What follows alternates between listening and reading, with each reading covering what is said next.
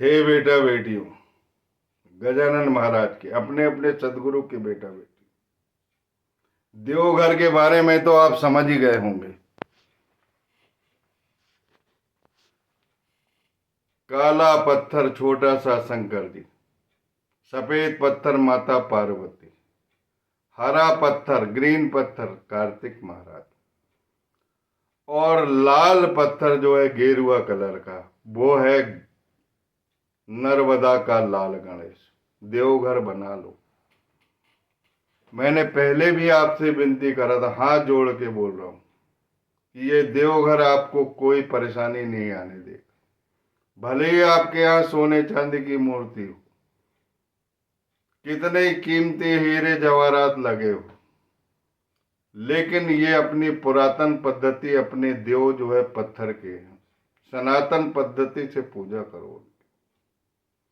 उनमें जो आकर्षण, उनमें जो शक्ति है, उनमें जो बात है, वो और नहीं मिल पाएगी। उन्हीं देव बना लो, उन्हीं के कुल के हो जाओ। अगर कुल देवता आपके हों तो वो शंकर ही भगवान रहते, वही माने जाते। शाम में सदाशिव उमा महेश्वर के परिवार को ही देवघर बना लो, बड़ा आनंद आएगा। परमानंद की वर्षा होगी, लक्ष्मी की वर्षा होगी, ज्ञान प्राप्त होगा, वेद ऋचाएं वहां पढ़ी जाएंगे और सारे काम अच्छे होने वाले। हे बेटा बेटे, 19वां अध्याय चल रहा है। लोग सोचने लगे थे गजानन महाराज के बारे में कि अब गजानन महाराज गए यार, देह चली गई, अब कुछ नहीं, सब कहने की बात।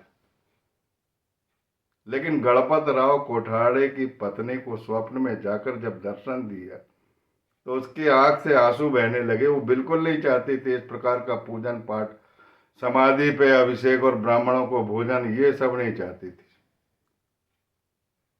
लेकिन आदमी नहीं मानने वाला था, बड़ा भाविक था, पैसे देने की बिल्कुल चिंता नहीं करता था, और मनोभाव से, स्वतंत्र भाव से, प्रसन्न अवस्था में बहुत पैसे दान किया और अभिषेक पूजन किया।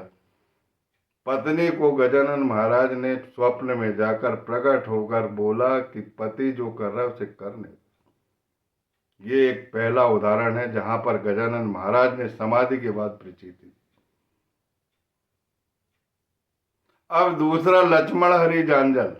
मैंने शायद पिछली कथा में जाखड़िया बोल देता हूँ, क्षमा चाहता हूँ। मैं कभी कभी शब्द गलत हो जाते हैं, कहानी में कलाकार इधर किधर बदल जाते तो मैं संभाल लेता हूँ, दूसरी कथा में बोल देता हूँ। लेकिन मन की बात जानो, परमात्मा का चमत्कार समझो।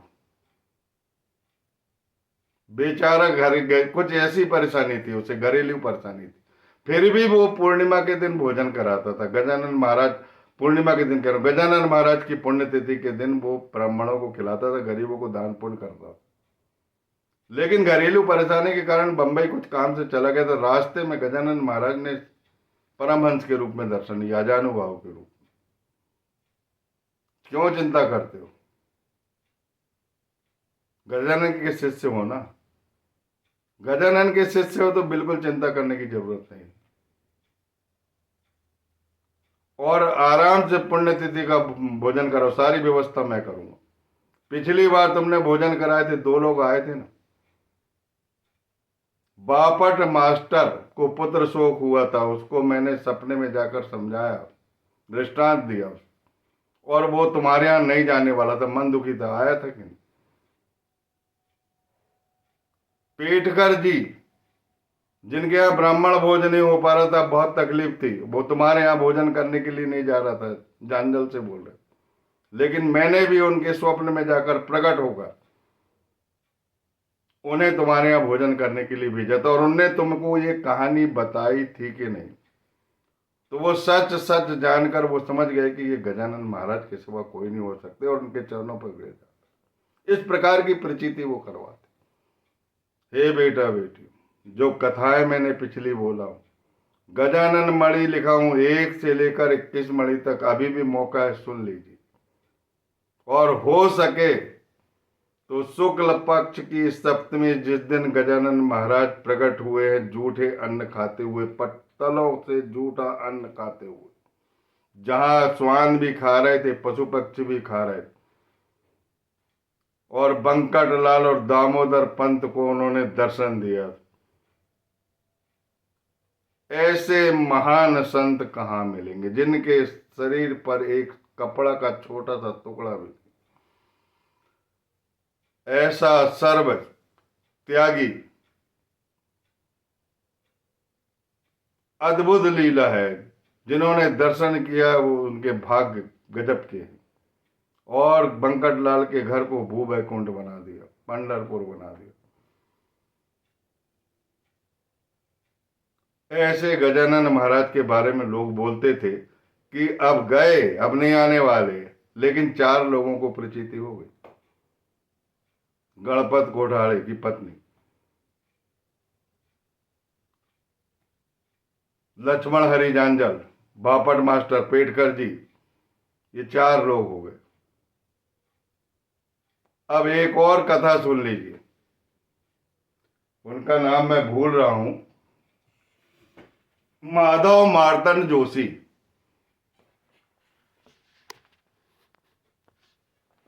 माधव मार्तंड जोशी रेवेन्यू ऑफिसर, नाम भूल गया था मैं, इसीलिए मैं किताब देखने वाला था, लेकिन याद आ गया गजानन महाराज की कृपा से। माधव मार्तंड जोशी रेवेन्यू ऑफिसर, कड़ौ कसूर, कड़ौ कलौ कलौ कसूर एक ग्राम का नाम है, जहां पर भूमि नापने के लिए वो गए थे। सारा काम दिन भर में उनका संपन्न हो गया। 4 बज गए और उनके मन में ये हुआ कि गजानन महाराज के दर्शन करना, आज गुरुवार है। हे बेटा बेटू, आज गुरुवार के दिन कथा बन रही, कल सुनोगे तुम, कल या परसों सुनोगे, शुक्रवार या शनिवार को सुनोगे इस कथा को। गुरुवार की रात को ये कथा बन रही। गजानन महाराज का दीपक जल रहा है, उनके प्राण ज्योति मैंने प्रज्वलित कर ली, और आपके घर में भी उनकी प्राण ज्योति बुझा रहा हूं। वो प्राण ज्योति हमेशा आपके यहाँ विराजमान रहे। कोई भी सदगुरु हो, आप गजानन महाराज की जीवनी सुनाओ उन्हें, ऐसा नहीं है मैं साईनाथ महाराज मेरे सदगुरु माना हूं मैंने।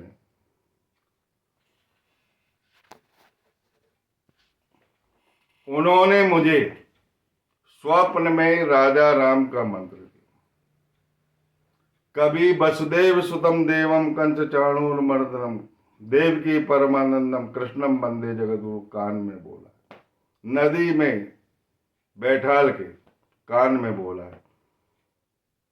मैं कैसे उनको भूल सकता हूं। और मैं दूसरे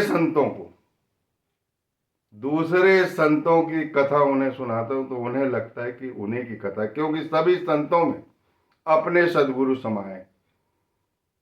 और सनातन में बहुदेवों के पूजन को मान्य किया गया। भले ही बहुदेव है, लेकिन बहुदेव जरूर है, लेकिन एक देव है, एक देव के ही बहुदेव है।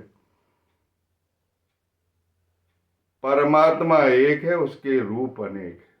किसी भी कोई परमात्मा भिन्न नहीं, सबको अलग अलग काम मिला। जिसने जो काम किया है, दूसरे की प्रशंसा भी दूसरे के पास कर सकते हो, वो उन्हीं की कथा है। इतना ज्ञान तो कथाओं से मुझे प्राप्त हुआ। हे बेटा बेटू, कभी भिन्नता मत समझना। हृदय में भिन्नता है, हृदय में संदेह भ्रम की स्थिति बनेगी, और भ्रम की स्थिति में आप कुछ नहीं पा सकते। साधक को कुछ भी हाथ नहीं लगता ब्रह्म की स्थिति में। अगर मैं शंकर भगवान के पास जाऊंगा तो मैं अपने सदगुरु की आराधना कर लेता हूँ, और सदगुरु के पास जाता हूं तो शंकर जी की आराधना कर लेता हूँ। उसमें क्या रहा क्या। और ऐसा भी नहीं कि शंकर जी के पास शंकर जी की भी आराधना कर लूंगा, उन्हीं की आराधना है, कोई भिन्नता नहीं। मालिक एक, शक्ति एक है, अनेक रूपों में, सबके अलग अलग काम। किसी को काम ज्यादा मिला, किसी को कम मिला, सब काम मिला। गजानन महाराज ने तो जिन संतों में ज्ञान की पूर्ति नहीं थी उनको ज्ञान भी दिया, उपदेश भी दिया। जगह जगह पर गंगा जी को प्रकट किया। मारवाड़ प्रांत में जल प्रकट हुआ, बनाड़ प्रांत में जल प्रकट हुआ, आकोट में गंगा यमुना सरस्वती तीनों आई, त्रिवेणी संगम में तीर्थ किया उन्होंने। अद्भुत लीला है गजानन महाराज की। तो माधव मार्तन जोशी के मन में ये हुआ कि आज गुरुवार है और आज मैं जाना चाहता हूँ, गजानन महाराज के दर्शन करना चाहता हूँ।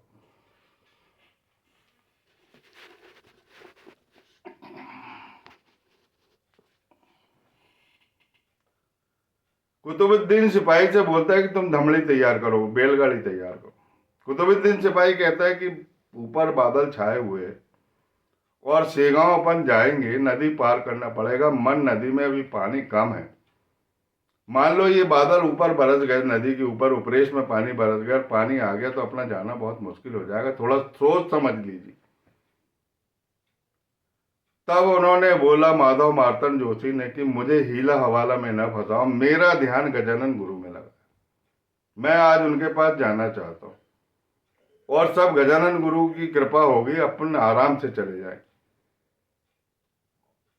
तुम जल्दी से गाड़ी लेके आओ। बेचारा गाड़ी 2 बार समझाता है लेकिन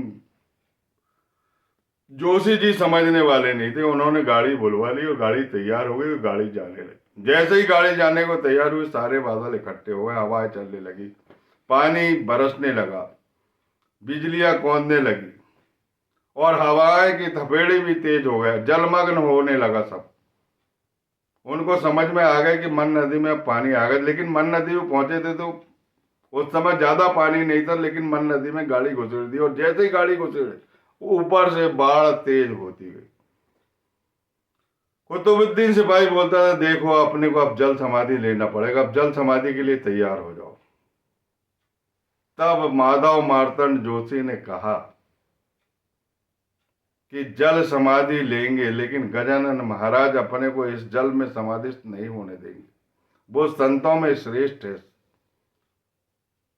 और उनकी कृपा अगाध है और जिसके पास नर्मदा का लाल गणेश है, चमकता हुआ मणि है, वह हार नहीं सकता, किसी भी हालत में अपने को ये मन नदी बहा नहीं सकती। हे गजानन महाराज, संतों का ऐसा हवाला है कि डूबते हुए जहाज को बचा लेते। प्रहलाद के लिए खंबे से प्रकट हो गए। संत सखू के स्थान पर काम करे, उनके ससुराल में स्त्री रूप रखकर आपने उसे पंढरपुर बुला लिया। संत जना के साथ कंडे थुपे, बहुत सारे काम किए और अभंग भी गाया, उसकी हर काम में, कपड़े धोए, सब काम में सहायता है। एक नाथ महाराज के यहाँ आपने 12 वर्ष नौकरी कर ली। संत तुकाराम को जिंदा आकाश में बुला लिए और इस कलयुग में, पुरानी बात नहीं कर रहा हूं, जो देखी है लोगों, आपकी लीला बड़ी अद्भुत, बड़ी अगाध है। बालापुर में आपने रामदास स्वामी समर्थ के रूप में एक भक्त को दर्शन दिए, उसके सदगुरु थे रामदास स्वामी समर्थ, उनके रूप में दर्शन देती। आपकी लीला अद्भुत। ये मन नदी हमें नहीं डुबा सकती, लेकिन पानी बढ़ते जा। एक स्थिति ऐसी आ गई कि बैल तैरने लगे। तब जो कुतुबुद्दीन सिपाही घबरा गया, रोने लगा, उसके आंख से आंसू बहने लगे। तो उन्होंने लगाम पकड़ी और उसको बोले कि तुम मेरी कमर पकड़ के खड़े रहो, और दोनों बैलगाड़ी में खड़े हो गए। पीछे कुतुबुद्दीन सिपाही और सामने माधव मार्तंड जोशी। और जय गजानन, डुबाओ चाहे कुछ भी करो। लगाम जो थी वो लगाम नदी में फेंक दी, बैल तैरने लगे और गजानन अवलिया का गजर करने लगे। डुबाओ चाहे मारो, मैं तो आपके चरणों के पास आना चाहता हूं।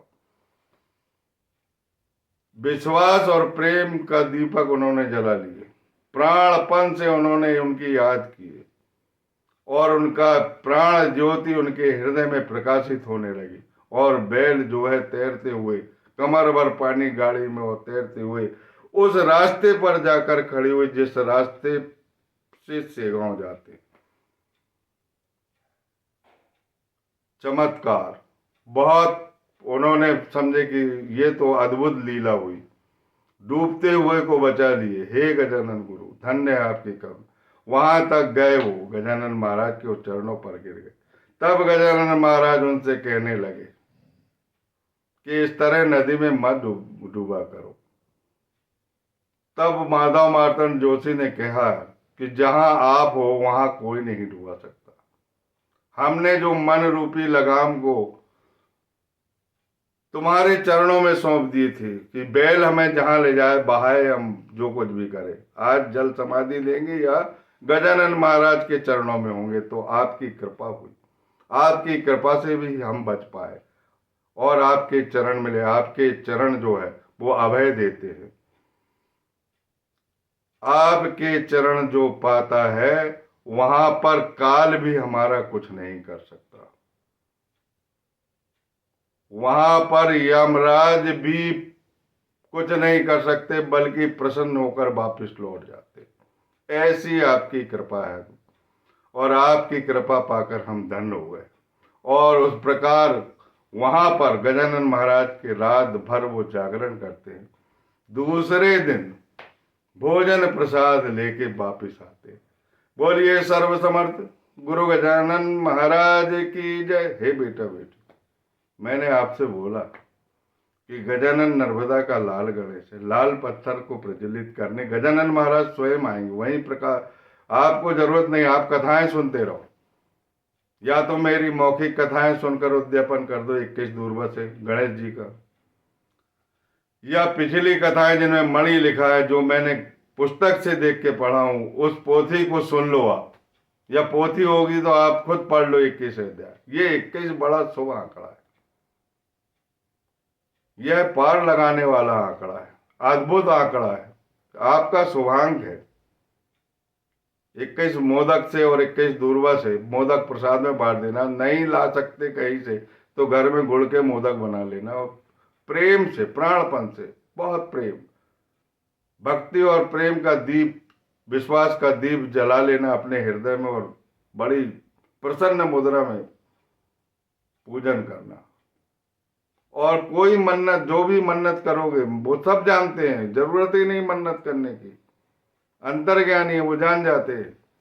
काशी का जब गोसाई आया था ज्ञानवल्ली देने के लिए, जो गांजा अर्पित करूंगा, शिव जी को गांजा प्रिय है, बेचारा वहां बोल नहीं पा रहा था, लेकिन गजानन महाराज ने बोला कि काशी से एक गोसाई आया, उसको मेरे पास लेके आओ। मन्नत तो लोग कर लेते हैं लेकिन देने में शर्म लगती।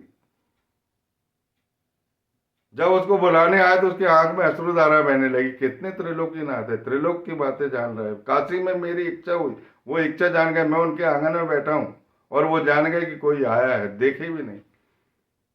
तो वो तुम्हारी मनोकामना जान जाएंगे और जानकर तुम्हारा काम करेंगे। जो इस कथा को सुनेगा उसके सारे काम बनेंगे, अष्ट दिशाएं प्रसन्न होगी, काल भी उनका कुछ नहीं करेगा, यमराज और धर्मराज सब प्रसन्न होंगे।